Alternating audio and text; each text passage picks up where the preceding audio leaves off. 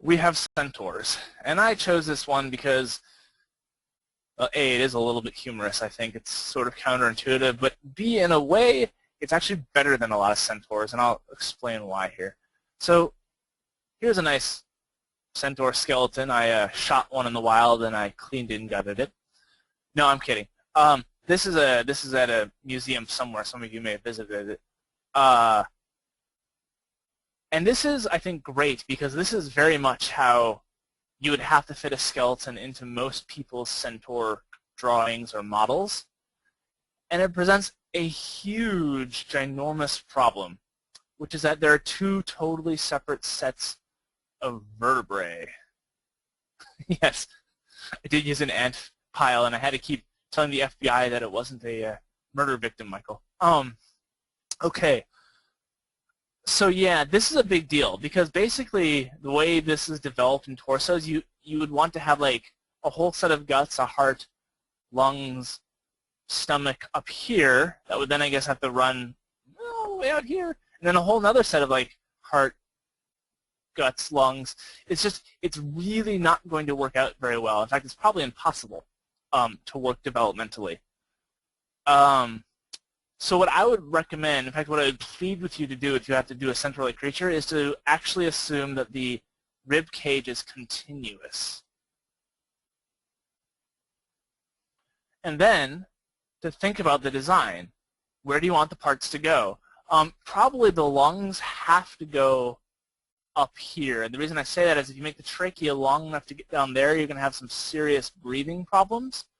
It's sort of like trying to breathe through a 6-foot-long snorkel when you're on the bottom of the pool, which, by the way, you should please, please, please not try because the water pressure in your lungs will pretty much make it impossible to inhale, and it might even compress your lungs and crush them. Some person in the 19th century actually decided to see if he could design ways to like travel underwater this way and died during the experiment, so no trying that. Yeah, you could, I suppose, but then you'd be wasting. I mean, something has to go here or else the animal doesn't look like a horse. So I would really argue that you need to have a continuous rib cage. You don't have to have the pectoral, the sternum down here anymore. These could be more floating, or you could extend the xiphisternum, that cartilage stuff, down all the way for a while if you wanted. But I would expect that the lungs would have to be really expanded because remember the lungs are going to have to like ventilate this whole animal, and the heart's going to have to be up there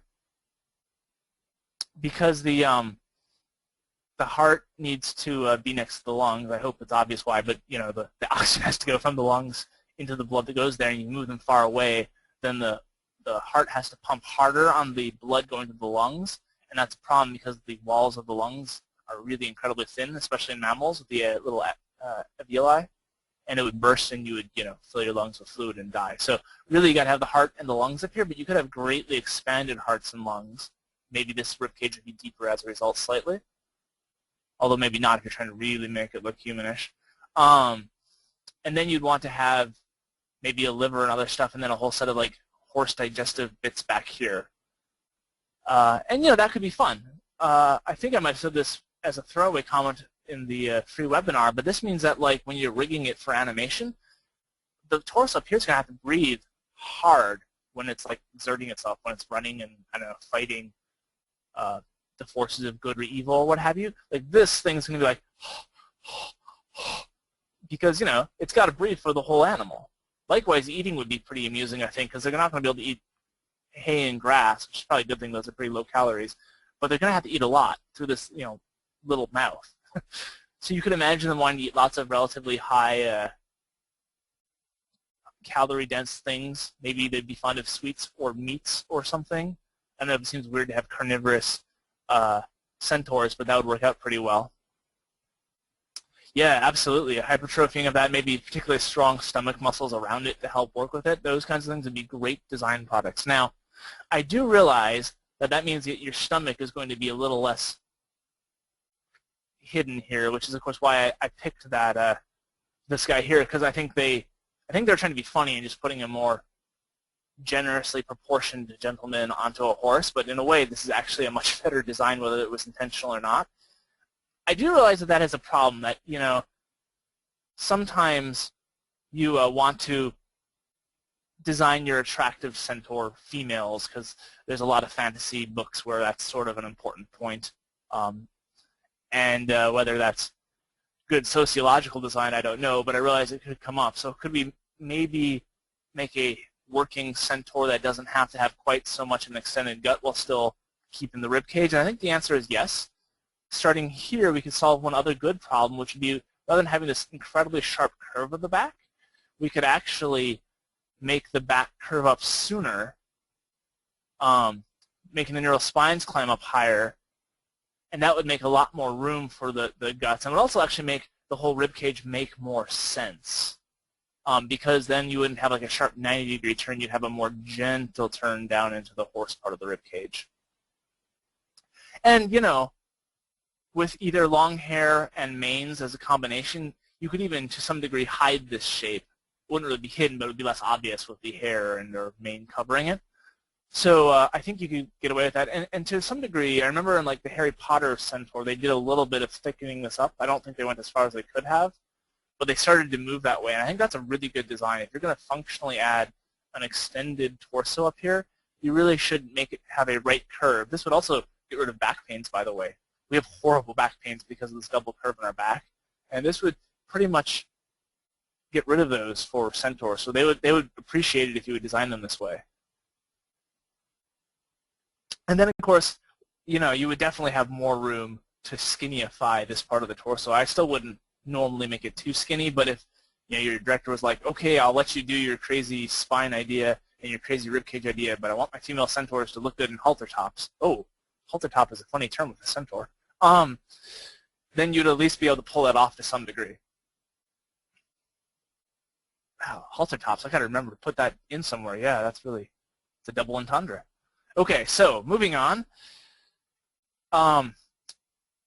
This is an interesting idea. I would not personally do this, but this is a, I might modify this. This person has made the back essentially bend too straight still, but they have, at least to their credit, extended the rib cage down and essentially made the pelvis into like basically a belt of bone, as I said, without bones here. Now, if I would have done this, I would have basically made the shoulder blade actually do this and then attach the arms to there, merge these two, and I would still have it extend back further personally. I think the only real anatomically plausible way to design a Centaur is to cut that angle there. But the reason I also want to show this is referring back to our earlier discussion. If you were to try to make any kind of hexapod or an octopod Centaur, if you will, with another set of pelvic bones, this is essentially what you would have to do. You'd have to incredibly open up the bowl that's formed by the mammalian pelvis to add that on there. And you would probably want to do it in mammals. You probably want to shorten the rib cage or lengthen the lumbar region so that there's still room for the lungs to be ventilated properly. So this was a multi-purpose slide here. Okay, so let's do a quick summary on Centaurs.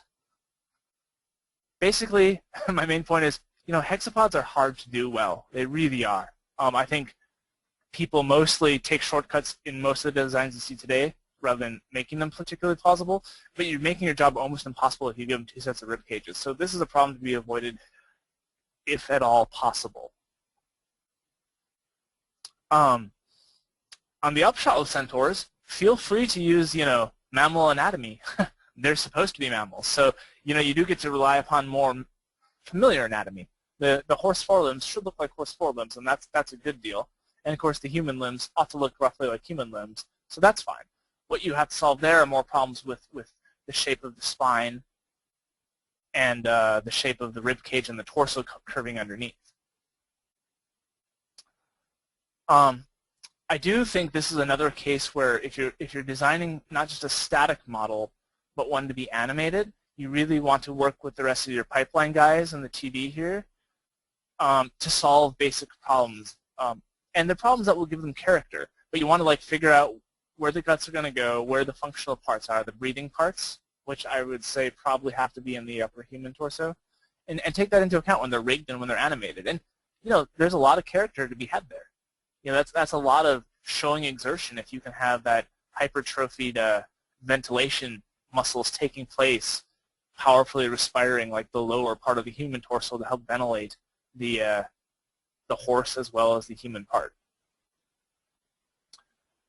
And the other thing is, if you think about it, and this is why plausible design is so nice, one of the biggest problems for animators is the small things. Like, animators are usually perfectly happy to do the leaping karate chop move. The problem is, how do they do those moments that normal actors do so well? The quiet moments when they're essentially standing still, or perhaps if they're all joining people at a dinner. And these are the kinds of things where having a anatomy-driven design actually provide clues. You don't have to guess what your centaur creature could do. You actually know that their breathing has to be a little bit more elaborated. Or if they are sitting down to dinner, you realize that, the animal has a small head. It's going to have to eat quite a lot. That might affect their personalities even. Are they not intentionally rude, but having to gulp down food sort of classic dwarf-like prior to, like, finishing gulping and answering someone because they're just, like, in such a hurry to consume enough food without lengthening the mealtime? Or alternatively, like some European cultures, do they just, take 3-hour lunches so they have enough time to eat leisurely? And these are all things that, like, give real personality profiles to the animals for animators to work from, and they all stem completely naturally from trying to actually, like, look at the anatomy during the design process. And then this is a basic summary of what we looked at. If you alter the back, and I highly recommend you do if you're allowed to, it will save you from having to have such a beer belly on your Centaur, which can perhaps make them both look more plausible, but also let you save some of the classic human torso look on top of the Centaur.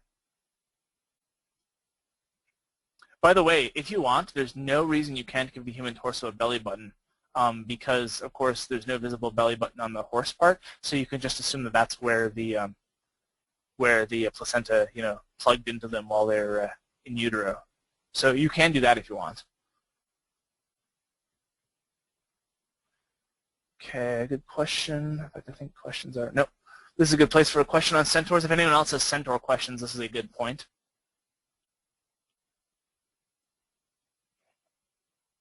Yeah, Tom, you could absolutely do that. In fact, I would say with all the extra rib cage you have, you could really easily shorten that rib cage in the back, go with the larger, longer pelvis in front, as long as you make it broad enough or belt-like enough to reach around the guts that have to go through it. You absolutely could do that if you want to make an octopod centaur. I see no reason why you couldn't.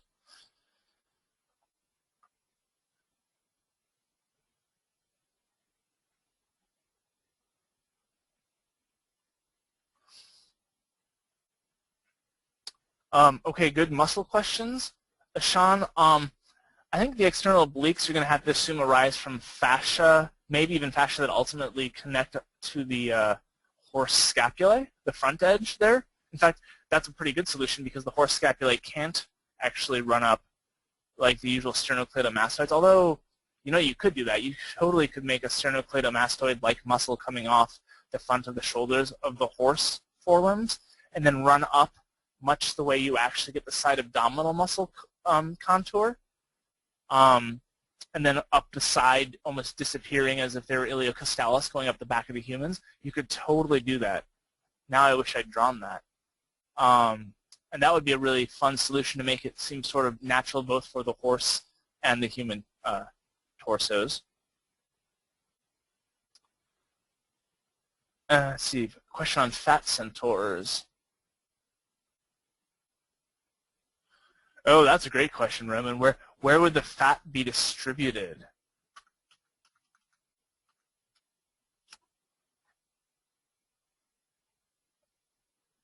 Well, there are several ways you could think about this. One is that normally non-human mammals that don't also live in frigid waters don't actually build up large amounts of subdermal fat, partially because it's hard for them to get enough high-calorie food to do so. So you could argue that having to eat all that food through a small mouth might mean that normally centaurs simply don't get that problem, or that if they do, it might be fun to play up the difference by putting it onto the human one. But I think realistically, from a design point of view, I would expect it to possibly get paunchy back here, really, as well as maybe building some up over the shoulders. Quite a few mammals will build a little bit up back there. Also, of course, some gets added onto the rump, which might not be really obvious, especially the shaggy fur. A sumo centaur would be cool. You'd have to open up the scapula, I think, until they're almost rotated, where the front end is rotating almost out to allow it. But again, that's totally okay. I don't have a problem with that at all. The only reason in a lot of mammals the front end rotates slightly in relative to the back end of the scapula is because that's the way the rib cage is going. So you could totally do that.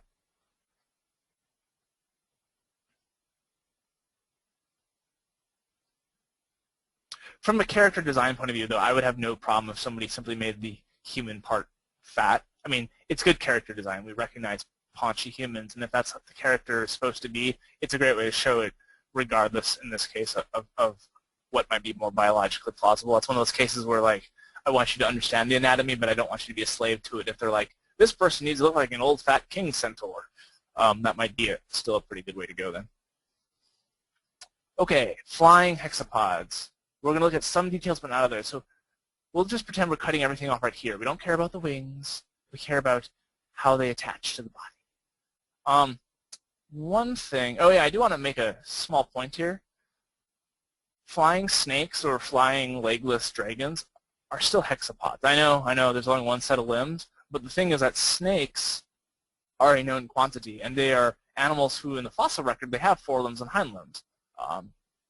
And these are not those limbs. So if you're going to make a flying snake, still remember that it's a hexapod and that somehow the shoulder blade needs to, like, reflect that, even if the other limbs aren't there. Also, it would be good to, I think, put a lot more muscle down here. Like, there's a slight expansion here. I've seen other ones that have a little bit more of a pod, but it's hard to fly. You can't just stick pipe cleaners onto another pipe cleaner and give it an aerodynamic surface and be like, fly, my pretty fly. It's just not going to work well. Okay, so the traditional solution for dragons is to give it 2 sets of scapulae. I've seen essentially 6-legged horse dragons with 2 sets of mammal-like scapulae, except that, you know, it's like a bat up on the top for the other one. This is an interesting configuration.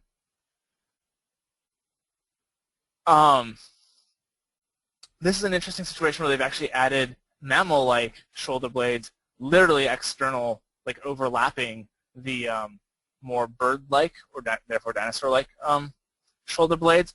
I don't find this particularly likely, but it's very interesting. I would have to spend a lot of time seeing if the muscles could be made to work, but developmentally, this is unlikely. If your creatures develop anything like how animals on Earth have to develop, this is probably not a good solution. Of course, the solution I like, oh, here's another solution, and this is a solution I don't mind necessarily. Here's one with like a separate bat-like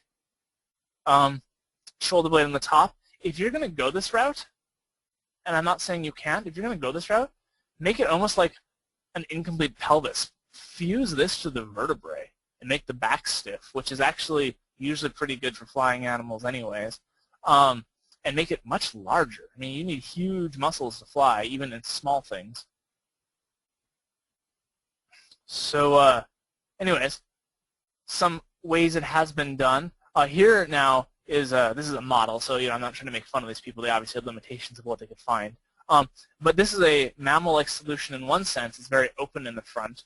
But it does use my preferred solution here in a way, which is the single shoulder blade with 2 limbs coming off it. And I think for hexapods, this is a great idea.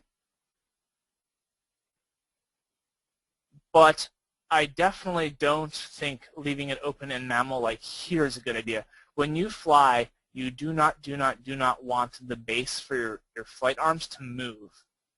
Bats go to a great deal of effort to better attach their poor little mammal-like shoulder blades to the rib cages more strongly and tie them up so they don't move. Birds, of course, completely lock it up with that classic dinosaurian wishbone and giant expanded breastbone area and a whole bunch of hard ribs attaching the ribs to the breastbone of the sternum. And that's a better model. So this is, I think, a good example. And I am purposely lifting ideas that are on the web because I wanted to see what was out there. And to be honest, I was surprised, I have to say, to see the variety out there. Because when I first looked into this a couple years ago, there was much less variety, and people are now doing a pretty good job of it. So here's a reasonably, I think, sane example. Here you have the expanded single scapula. Arguably, you should have this separate into a coracoid, but we'll assume it's fused. It's all tied up with a giant wishbone type structure and sternum type structure. So this is solid, and that gives it a really good base for the things we're ignoring up here to attach with all their muscles. Here's another one. This is essentially the same idea, but I brought it up because it came with a muscle sketch. Excellent work. This one's by Jennifer Walker, by the way. And what's neat here is the effort that was put into giving it, this is a very dinosaur-like set of hind limbs, obviously. It's actually almost more, it's a split between a dinosaur and a lizard sort of pelvis. And then they also went out of the way to like try to create muscles that were sort of the equivalent of the pectoral muscles to pull down here. I do think it probably ought to have pectoral-like muscles going all the way down. Whether it truly needs to be further back, though, as Jan has asked, I'm not sure is true. Because while the lats are going to go underneath that muscle and back up here, I see no reason why the pectoralis muscle shouldn't come right down and attach up by the sternum this way. I'm not saying they couldn't, but I don't see why they have to. Also, there tend to be reasons for stability why the wings are a little bit forward of the halfway point. You'll notice in flying animals today, for example, or vertebrates today, they're all like that. So I think there are weight distribution reasons why it's handy to keep the wings up further if you can. Now, you are right that it can't be directly above. That's not going to work because there are muscles that are going to have to cross both ways. And how you arrange the muscles coming up from the walking limbs and down from the flying limbs will constrain just how close they can get. And that will vary depending on your shoulder blade design and how closely and cleverly you design those muscles. And Scott, on that same topic... Hey, you know what this Reagan is missing, though? It ought to have us. Oh, yeah, go ahead.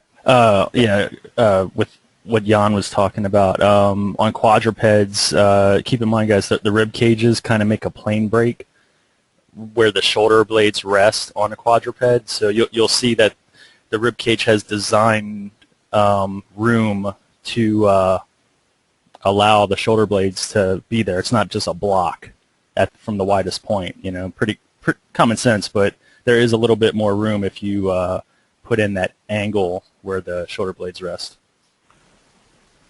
That's a really good point, yeah. And that's probably a problem. A lot of these I'm showing you in side view, and it does miss the 3D-ness of being able to rotate it up and over onto the back. That's a really good point. On a unfairly nitpicky point, I was going to say one thing this does lack is a sort of sternocleidomastoid muscle coming up and inserting up there, but that's okay. We won't Okay, so bit of review here. Flying hexapod thoughts. This is just summary, of course. But flight requires a lot of muscle, and it really requires a largely immobile shoulder blade. And I'd like to add on that it really kind of generally requires a pretty stiff back. So in a way, the mammal model really is not the one you want to go with for dragons, even for griffins, which is okay because, of course, you have that kind of bird-like front end. But by and large, if your animal has to fly, you'd like to avoid having a mammal-like set of split shoulder blades that are loose on their on the rib cage, whether you're using two of them or one extended one. It's not a good way to fly, so to speak. So the alternative, which is better, obviously, I would say the best bet from a functional point of view is to use a single dinosaur-like, especially bird-like dinosaur-like set of shoulder blades that curve up the front and then twist onto the back, extended enough that you can get a second set of limbs on there facing more upward. And that's going to achieve or solve most of the problems we just outlined. And I just want to hint that there'll be a lot more on flying things next week.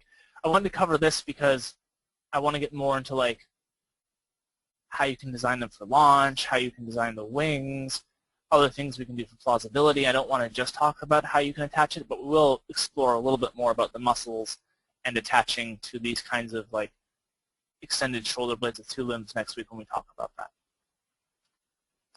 Okay. Are there any questions specifically related to flying hexapods before I go on with the how far can we push it? Let's break the mold sort of last section.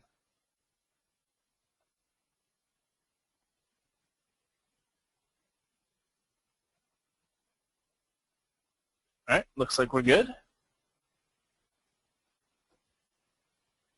How complex can you go with limbs and wings? Roman, in terms of complexity, do you mean like... Oh. Let's deal with that next week. That's a pretty good question. Yeah, what can you do with wings to make them look cooler? You can certainly, much like how bats have multiple sections because they have their fingers extended into the wing, you could certainly do that. There are some other ideas along those lines you could also do, but we'll cover that in greater depth next week. Good question, though. And in terms of insectoid wings, Michael, I'm going to have to probably refer that to week 5 when we're talking about mixing really crazy anatomies. We'll be doing a lot of how do you mix arthropod parts with vertebrate parts because those are the most common ones people care about. Those are both excellent questions. They just happen to be subjects for coming weeks.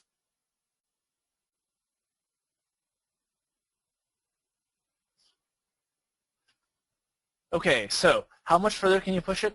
Well, a lot. I don't know if any of you have seen Ryan's blog. He did some really cool blog posts a little while ago as we were gearing up for this.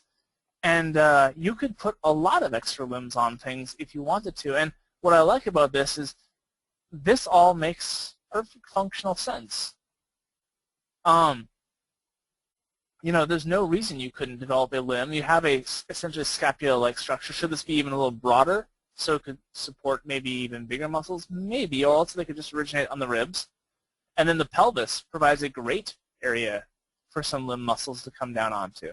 Now, these wouldn't be big enough attachments if you were going to try to make it gallop on all 4 legs, but for a creature that simply has to have extra limbs, this is a fun way to go.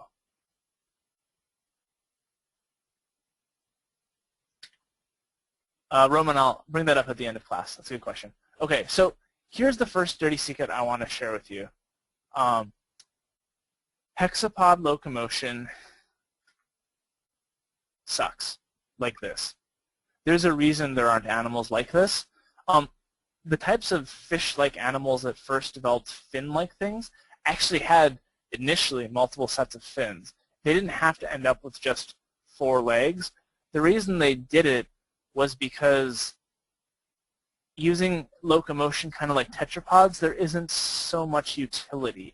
Basically, you can't get more speed with a normal gait this way. All you're really doing is creating more muscle and bone for its support.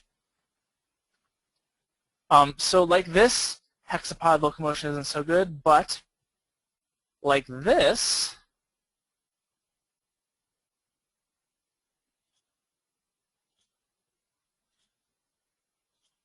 it's great. I didn't realize it said sound effects.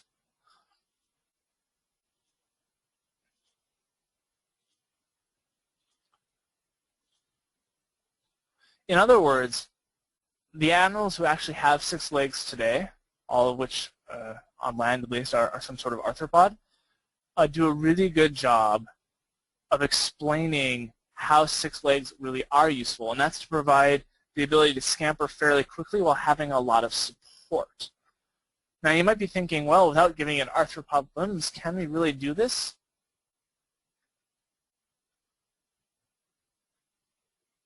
There you go. And the answer is probably yes. This is an arthropod limb. But really, functionally, even though they have an external muscle system, they use kind of a not dissimilar number of joints in it. It's just that we don't usually arrange them the same way. There's no reason you couldn't translate much of this to a vertebrate. And if you're wondering how we could do that, because you're thinking horse, oh yeah, sorry, easy again if you're using an arthropod, but think of lizard instead. Remember, lizards already have limbs that are pretty much sticking out to the side and have a wide range of motion forward and back. And so adding on another lizard limb this way and maybe give them a slightly higher walk, a semi-sprawled walk, would actually pretty easily let you develop a critter that didn't flex the body anymore and instead was moving like an insect with the legs. In fact, if you think about it, they could have gone that way surprisingly easy even with the big white apes in John Carter of Mars, because primate limbs already have a pretty wide range of motion. These arms totally can come up more forward. Obviously, you're already coming pretty far back, so it's just a little bit of twisting here. You could have had like a knuckle-walking hexapod that actually moved like an insect more. And if you really want to get something alien, you know, if you're making Avatar 14 or whatever, that's a fantastic way to totally toss out what we've done on Earth and make hexapod animals with backbones that will really be truly different from what's done here, and yet still be plausible. They'll still have, they'll be A, just functionally possible, and B, when animated right, should actually carry along a certain sense of familiarity and alienness all at the same time. Another thing you can do, which was mentioned earlier, is, of course, extra legs are fantastically useful if they're being used to manipulate things, in which case you're really just making a four-legged animal. Really, you're making an alien centaur, if you will. You're making an animal that is still just a walking on four legs, like a normal, you know, animal we'd see on Earth, but then has another set of limbs.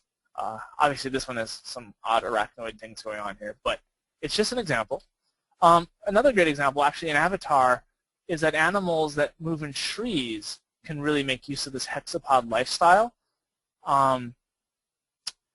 Hexapods, like some insects and stuff, would be really stable. They'd be like all-terrain machines that could easily go over like knocked over rubble or brush or fallen trees. But animals up in trees can use them either by moving like fours and using the other set for gathering food, or even just so they have multiple limbs to go ahead and grasp onto branches as they're moving through. It would actually probably be safer. Probably lemurs would be pretty happy if they could pull off this kind of thing. But alas, the poor little things are trapped with just, you know, the one set of forelimbs and the one set of hind limbs. Hey, Scott. So that's another. Oh yeah, go ahead.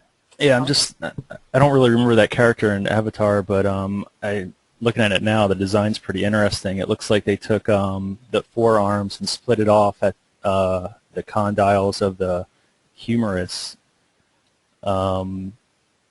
But also, I guess you could, instead of doing that, you could also have condyles like of the femur and the tibia, how they connect. And instead of having one bone going into two condyles, you could have two bones going into each separate condyle. Probably what they did more with that wrist and finger area. Yeah. I think this solution, though, would work better with a suspension-like critter like this than one who's walking on it. Because, again, like if you had major weight-bearing limb bones on like a horse-like creature, you'd start running into muscle origination areas or problems there. But you're right. This is a great solution here where like it essentially starts out as a single set of arms and then splits off. I think the explanation for this was, of course, the Na'vi had to look more like humans so they'd be a lot sexier, which meant they weren't going to give them the extra limbs. And so this was supposed to be sort of an intermediate form of more primitive creature that was showing the like partial fusion, you know, to lead to the loss of the extra set of limbs. Good analysis. Yeah, I read that. They had a blog post on it. Good memory. Fair enough. And this is only seen briefly, actually. If you watch the movie, it's like early on when they first land, they go through the trees and they're on screen for like all 3.5 seconds. And they make some comment about not shooting them because they're not dangerous. And that's all you see. Yeah, they're actually pretty cool. Nice coloring, too. Yeah. You know, what's great about this, and I think what made a movie like Avatar work as well as it did, was that, like, you know, there's a ton of design here. There's not a lot less work that went into these guys than went into the creatures you saw on screen for dozens of minutes.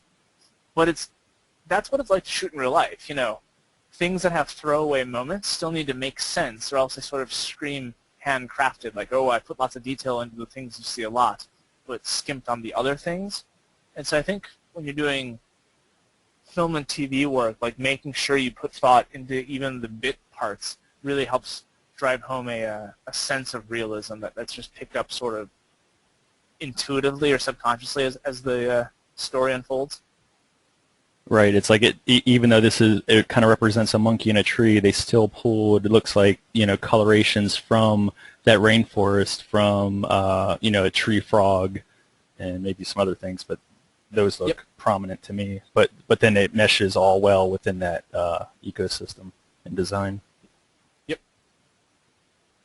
Okay, here's another great image that Ryan showed off on his blog. This, of course, is using this is a great mammal-like solution, really, for the two forearms from one shoulder blade.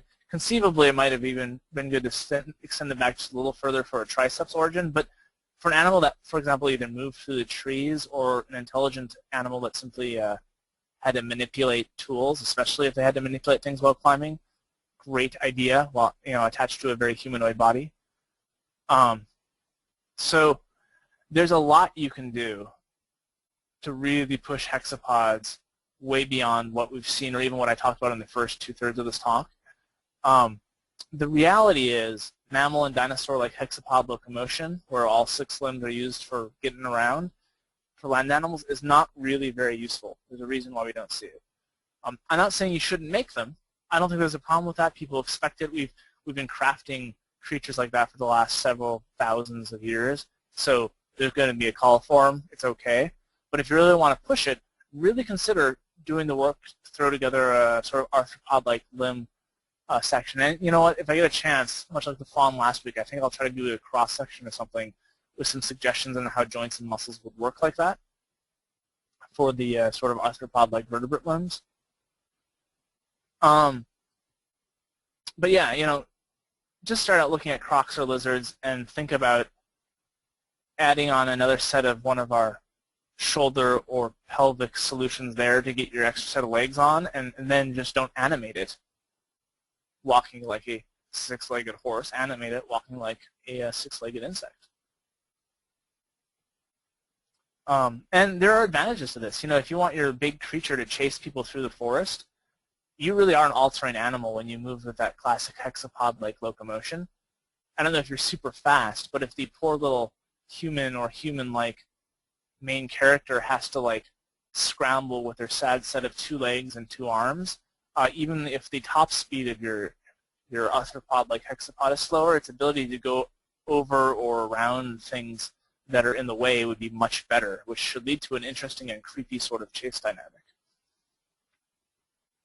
And then don't forget that there's lots of ways to use limbs, of course, that don't require you to actually have all 6 on the ground. You could, of course, have tree-dwelling animals where you're using them to climb around or swing around better, or tool-using intelligent aliens that still get around on 2 or 4 limbs and use the other, an extra set of limbs, or even 2 sets of limbs to wield tools or weapons or what have you.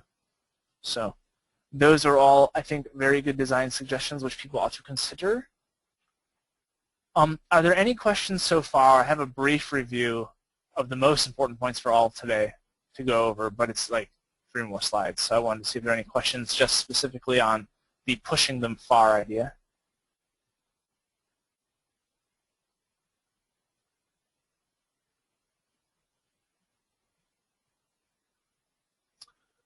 Okay, lots of good questions. Is there any problem in doing a reverse avatar lemur design, so instead of 2 forearms, it's 2 arms fusing into 1 forearm? That's an interesting question. There are actually, Wayne Barlow, in his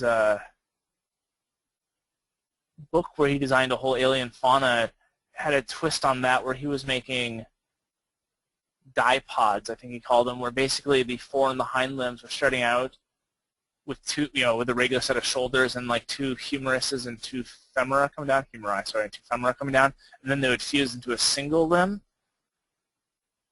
There's no functional problem with doing that. Be sure to make sure that the chest and the pelvis area can kind of fit through in between the holes. You probably have to kind of long upper limb sections to do it.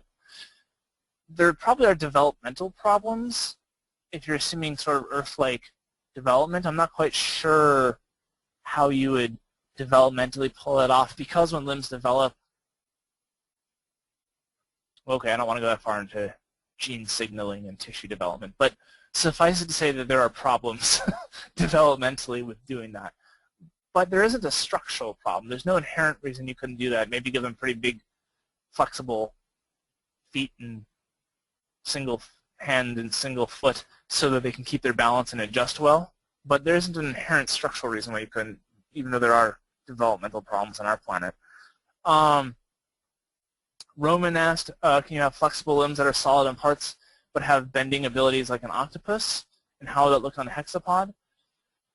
We'll probably cover that kind of thing also in week 5. In short, you're probably going to have a lot of problems having a flexible part up high. It's probably not going to have the rigid strength to allow the rest of the limb to work. However, there's no structural reason why you couldn't put the octopus-like part at the end. That is, have the more bony part up high and have it end in something more like a octopus. In fact, in a way, elephants point your way to that. Their trunk is essentially an octopus tentacle with tetrapod muscles stuck onto the end of its nose. So that might not be a bad model right there if you want to go that way. I don't know how likely that would be for an animal on land, but for an animal either in the water or climbing around, that might be a quite good solution, or at least very interesting. Okay. There are no bones in elephant trunks. There's something crazy like several thousand separate muscles that all sort of interdigitate so that they can get quite a bit of very precise flexibility.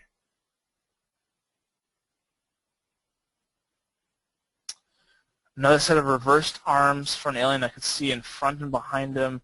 How would we arrange all the muscles? There would be pectoralis in the back and stuff like that. So basically, Jan, you're saying like a set of arms coming out the butt region, if you will? Like behind the pelvis or just on the lower back?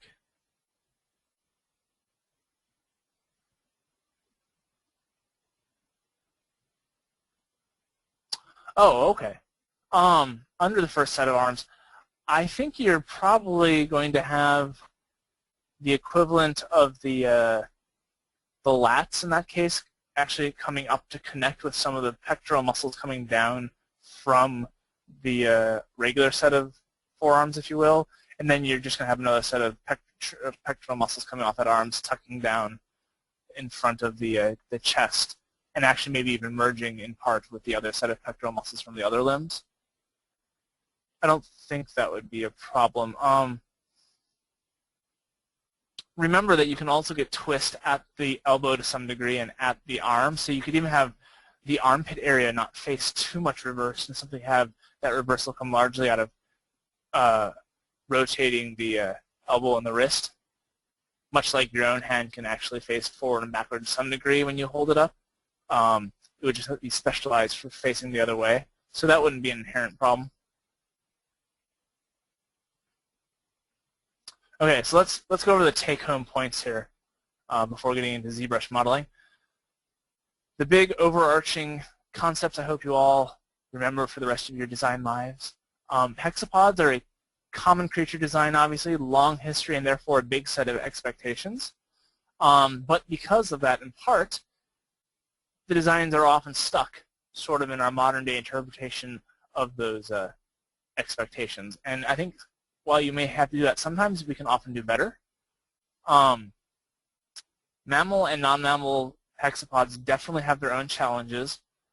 Specifically, of course, non-mammals have problems getting a second complete set of shoulders because of the way the shoulders actually tie in with the front of the torso, whereas mammals have a hard time getting a mammal-like pelvis attached if you want to have a second set of hind legs instead.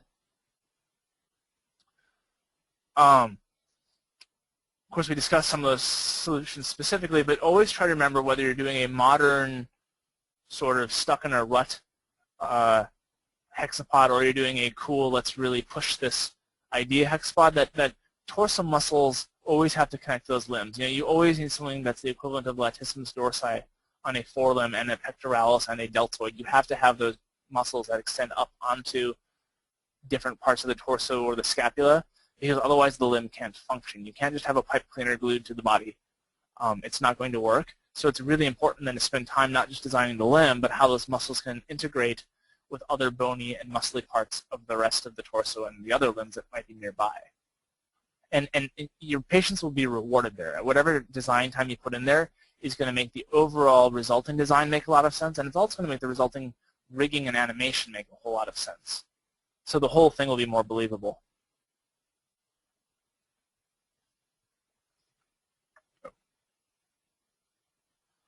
And that's it. Those are the main take-home points. Obviously, if you want the specifics, you can go ahead and look at the video when it becomes available. You can shoot questions my way or post them on the forums. I'd be happy to take any other questions that came up about the whole day, and otherwise, I'm happy to hand it off to Ryan.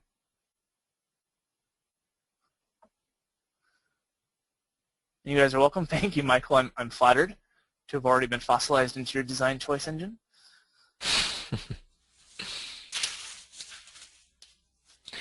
I have pages of notes here.